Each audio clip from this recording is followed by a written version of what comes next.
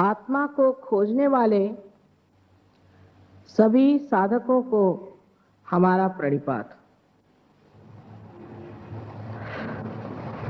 आज का स्वर्गीय संगीत सुनने के बाद क्या बोले और क्या न बोले,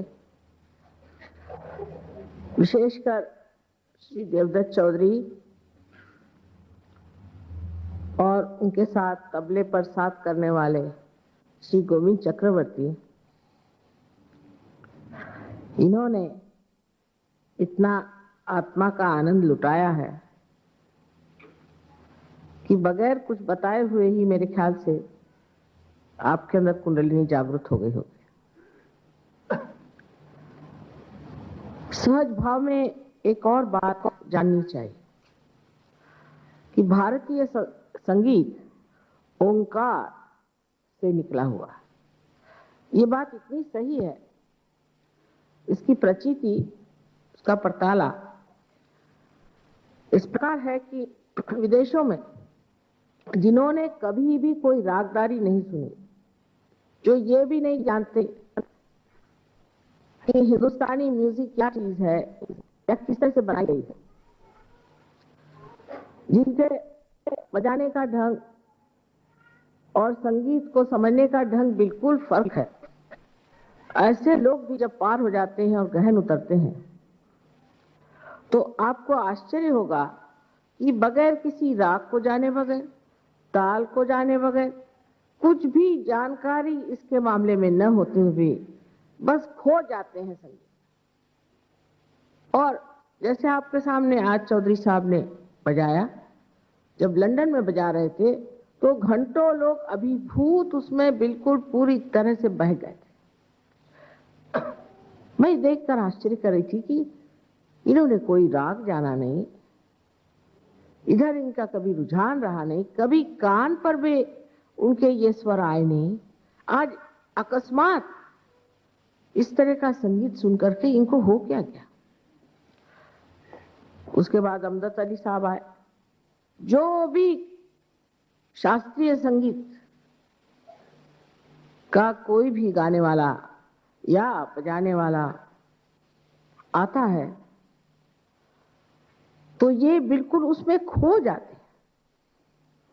दूसरी बात ये कि कव्वाली जैसी चीज जो कि समझनी चाहिए, एक बड़े भारी मशहूर कव्वाल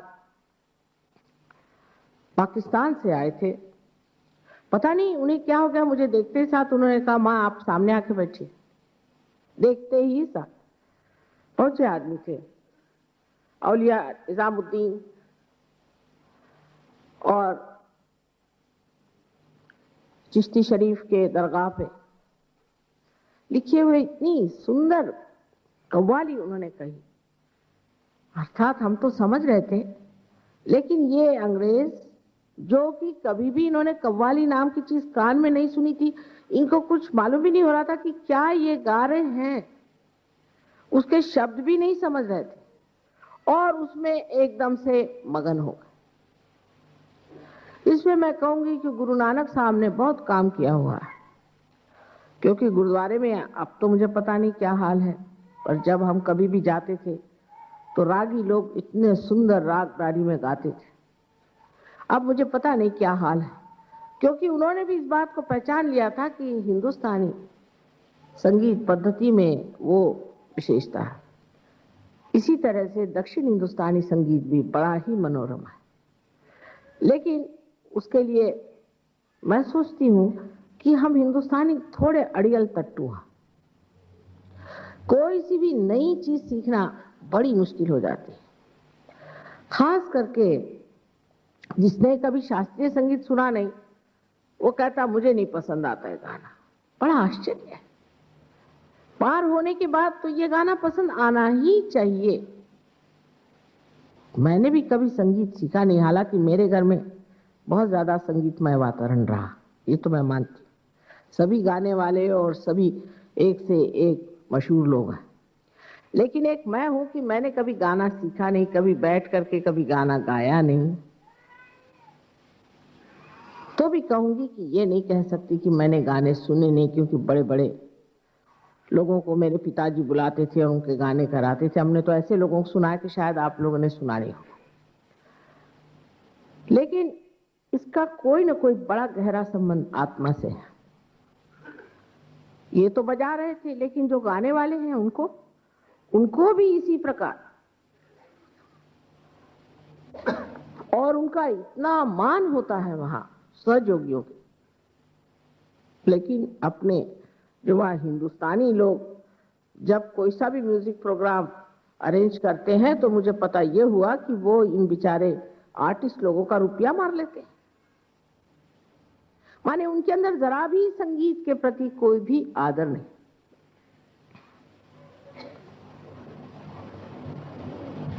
कुछ हिंदी भाषी लोगों में ये भी जिद होती है कि दूसरे किसी की भाषा ही नहीं सीखते, जैसे अंग्रेज का हाल है। एक बार आप अंग्रेजी सीख लेते हैं, फिर आप कोई भाषा सीख नहीं सकते। पर अंग्रेज कभी भी दूसरों की भाषा नहीं सीख पाते, क्योंकि सब अंग्रेजी बोलते, और अगर बोले भी बड़े मुश्किल से तो ऐसा लगता है अंग्रेजी ही बोल रहे हैं। यही हिंदी भाषी लोगों का। अब अगर उन्होंने कभी रागदारी को सुना नहीं तो उनको रागदारी पसंद नहीं आती, लेकिन इनको देखिए ना, आपसे भी ज्यादा तादाद में लोग वहां सुनते हैं इनका संगीत। आशा है आपके भी हृदय के द्वार खुल जाएंगे और आप भी आत्मा के इस झंकार को सुनेंगे। मुझे तो ऐसा लगता है ये सारा संगीत मेरी आत्मा को झंकारता है, और उसमें झंकार कर उसकी प्रतिध्वनि आप लोगों तक पहुंच रही है। ये संगीत अपने अंदर चैतन्य भर के सब में बहता है, इसमें से चैतन्य बहता है। हमारे पास कितनी गहरी चीजें इस देश में है, इस गहरी चीज को पाना चाहिए, उसको जानना चाहिए।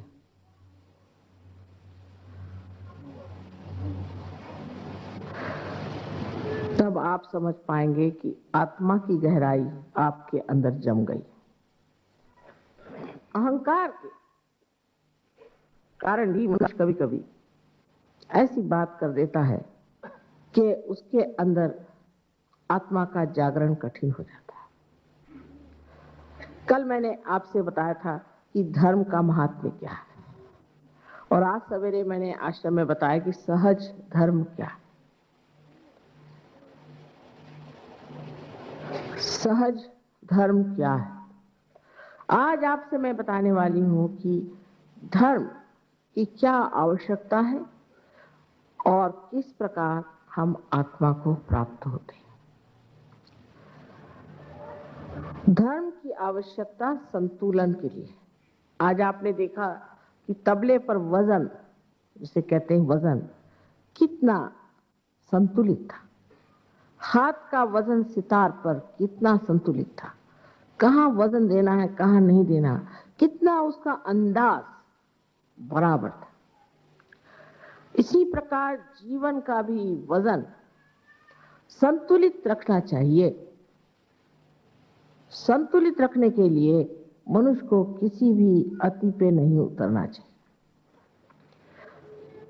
कोई है कि अपनी इच्छाओं को इस कदर ज्यादा महत्व देते हैं कि उसके लिए कोई सा भी कर्म नहीं करते, और कुछ लोग अपने कर्म को इतना ज्यादा मानते हैं कि इच्छाओं की तरफ ध्यान ही नहीं देते। लेकिन जो मनुष्य अपना जीवन संतुलित रखता है उसके अंदर इच्छाएं भी संतुलित रहती हैं और उसका कर्म भी। जैसे एक उदाहरण के लिए समझ लीजिए कि मैंने ये सोचा कि मैं भी इतना बड़ा हॉल खड़ा करूं। समझ लीजिए अब इतना मेरे पास तो पैसा वैसा है नहीं और ना जमीन है, तो मैं इतना बड़ा कैसे खड़ा कर सकती हूँ। पर मैं अगर सोचने लग जाऊं कि नहीं मैं करूंगी ही, अब उसी जिद में मैं पड़ जाऊं, मेरे मन में ये इच्छा हो जाए कि मैं जा करके और गवर्नर साहब के घर में रह जाऊं, तो क्या वो इच्छा पूरी हो जाएगी? लेकिन जब मैं उस कर्म में लग जाऊंगा तो पता होगा कि ये इच्छा जो मैंने की संतुलित नहीं, क्योंकि जो कर्म में नहीं उतरती है वो इच्छा बेकार है।